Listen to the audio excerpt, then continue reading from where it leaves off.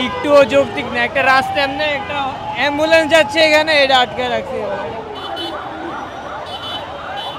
এটা তো খুব খারাপ হচ্ছে, মানুষ তো খুব হয়রানি হচ্ছে। এই যে 5 মিনিটের রাস্তা মনে করেন 1 ঘন্টা ধরে বসে রয়েছে, এটা তো ঠিক না। খুব খারাপ লাগছে, আজকে সারাদিনই প্রচুর যানজট, আমাদের অনেক অসুবিধা হচ্ছে। এইভাবে মানে রাস্তা আটকায় মানুষের ভোগান্তি দিয়া কোনো বিভাগীয় দাবি করা ঠিক না। মোনালিসা হেভি ফ্লো 15 পিস প্যাকেটের সাথে 8 পিসের একটি প্যাকেট একদম ফ্রি।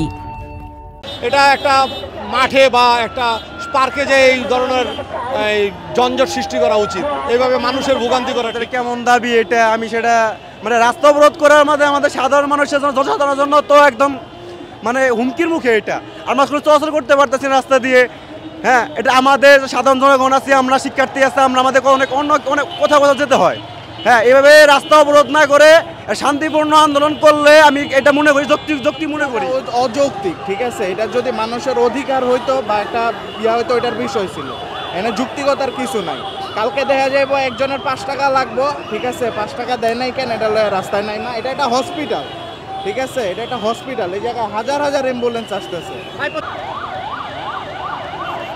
এটা আমাদের সাধারণ মানুষের ভুক্তভোগী, আমরা অনেক ভুক্তভোগীর ভিতরে আছি। আন্দোলন এখন 5ই আগস্টের পরে মানুষের অনেক দাবি বেড়ে গেছে, তো ওই ক্ষেত্রে আমরা অনেক ভুক্তভোগীতে আছি। ব্যবসায়ী যারা আছে তারাও অনেক কষ্টে আছে, আমরা অনেক কষ্টে আছি। কাগজ চাওয়া ন্যায্য হইতে পারে, ঠিক আছে, কিন্তু জায়গা ভিত্তিক করা উচিত। সরকার যেখানে তাদেরকে দেখবে সেখানে জায়গা করা উচিত, এভাবে রাস্তায় আটকায় করা উচিত না। এই যে এখন আমি আধা ঘন্টা লাগে রাস্তা পার হইতে হয়েছে, তো আমরা অনেক কষ্টে আছি ওনাদের কারণে। তারা তাদের দাবি যে বলবো যে একদম মানে তারা অযৌক্তিক দাবি করছে, সেটা আমি বলবো না। আবার তাই দাবি পথে সমর্থনও করি না আমি। তবে রাস্তা বন্ধ করে আমি দাবিটাকে সমর্থন করতেছি না আমি। আন্দোলন চাহিদার শেষ নাই এখন। আগে এত চাহিদা ছিল না, এখন চাহিদা অনেক হয়ে গেছে। তো ওই ক্ষেত্রে আমরা এখন ভুক্তভোগী, সাধারণ জনগণ যারা আছে। এতদিন পর্যন্ত প্রশাসন কোনো ব্যবস্থা নেয় নাই, যে প্রশাসনের ব্যবস্থা বাধ্য হয়েছি।